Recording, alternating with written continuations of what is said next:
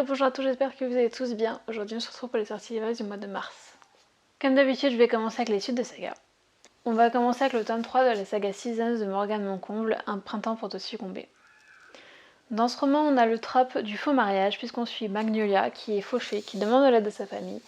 Seulement cette aide ne sera pas gratuite. Celle-ci va lui dire très bien, mais il va falloir que tu te maries, de préférence avec ton ex, avec qui elle avait une relation un peu toxique, donc elle ne va pas vouloir y retourner, ce qui peut se comprendre. Au lieu de ça, elle va demander de l'aide à un inconnu qui est un certain Camille, qui est un milliardaire, et elle va lui proposer de faire un faux mariage avec lui, de jouer un peu son fiancé. Ce qui va l'arranger puisque c'est bon pour les affaires d'avoir l'image d'un jeune homme prêt à s'engager plutôt qu'un coureur de jupons. Et donc les deux vont se lancer dans ce gros mensonge à la seule condition qu'ils ne tombent pas amoureux l'un de l'autre, parce que sinon ça va un peu tout foirer. Et bon, on s'en doute, mais peut-être que cette condition ne va pas être totalement respectée. Ensuite, toujours en tome 3, le tome 3 des Royaumes de damnés de Kerry Maniscalco aux éditions de Saxus. Pour vous résumer rapidement, dans le tome 1, on suivait deux jumelles sorcières. L'une va se faire assassiner, l'autre, pour essayer de découvrir ce qui s'est réellement passé, elle va s'allier à un démon qui n'est autre que Colère, et elle va se retrouver liée totalement à lui, avec pas d'autre choix que de lui faire confiance, alors que tout le monde lui crie de toujours éviter ces démons-là. C'est la version très résumée, mais c'est pas la première fois que j'en parle sur la chaîne, donc je pense que vous commencez à connaître. Cette fois on passe sur un tome 2, le tome 2 des Chants des déesses de Claire North. Dans le tome 1, on doit raconter l'histoire de Pénélope qui, à l'absence d'Ulysse, doit mener Ithaque et doit choisir son prochain souverain. Là on est donc sur la suite, donc parfait pour les fans de la mythologie grecque, encore plus pour ceux qui veulent une version féministe. Sur ce, on va passer au one-shot. On va commencer avec un peu de mystère avec La dernière allumette de Marie Vaille.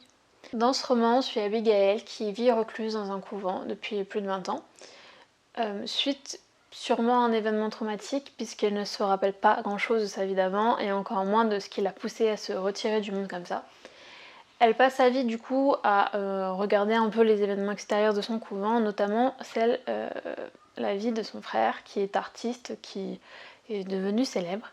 Seulement un jour son frère va lui présenter sa nouvelle compagne, seulement Abigail va se mettre à avoir peur pour lui puisqu'apparemment elle seule sait qui est réellement son frère.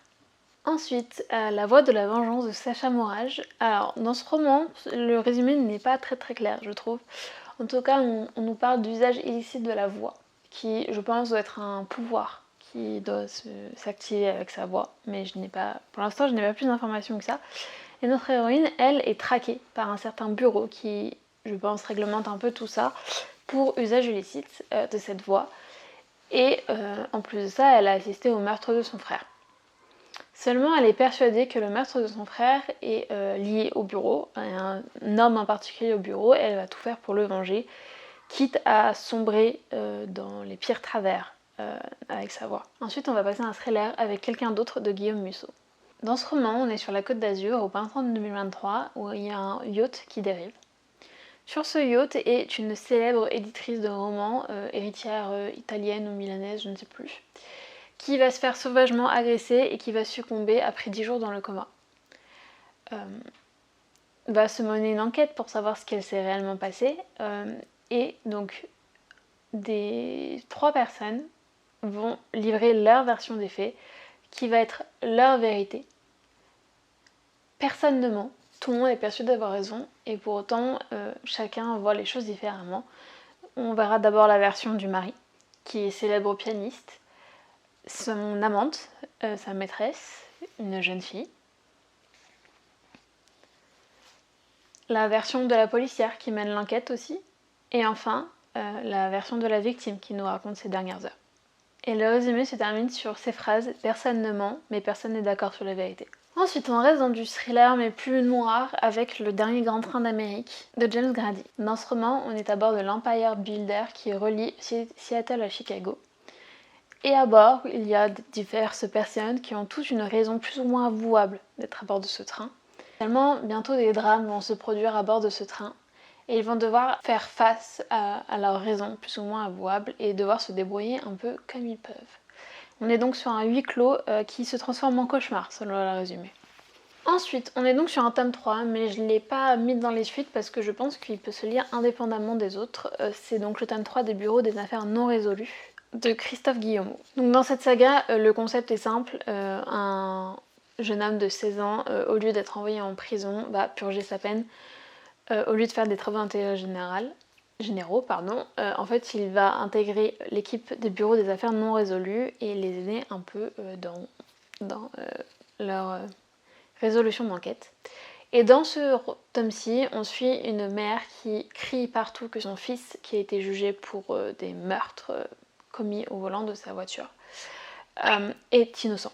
Elle va même jusqu'à prendre en otage la commissaire pour exiger que le bureau des affaires non résolues rouvre l'enquête et essaie de trouver qui est le véritable tueur.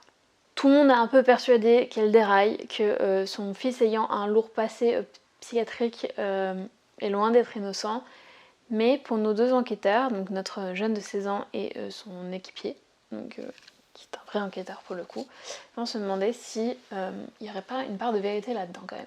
Ensuite, je vous parlais d'un roman qui a une grosse vibe Da Vinci Code quand même. Je parle du tome 1 des Cercles de la création de Pauline Marie Delbé. Dans ce roman, sur une peinture est retrouvé un texte énigmatique qui va conduire une jeune étudiante en ethnologie, donc Lola, notre héroïne, sur les traces d'une civilisation oubliée, qui serait liée, enfin étrangement liée quand même à la civilisation qu'elle s'est inventée quand elle était petite. Bientôt, elle va découvrir qu'au cours des siècles, partout sur la planète, les plus grands esprits se sont penchés sur la question. Et en décryptant leurs travaux, elle va se rendre compte qu'elle va devoir affronter ses propres démons et surtout une race qui devrait anéantir la Terre. Ensuite, on repasse dans du thriller pour les fans de thrillers se passant dans le passé, vous devriez aimer. C'est La Constance du Louvre de Cécile Baudin. Dans ce roman, en fait, alors on nous dit que plane encore le mystère de la bête d'Yverdon. Je ne sais pas du tout comment interpréter cette phrase. Mais on retrouve le cadavre d'un jeune étudiant en médecine proche de là où il étudie.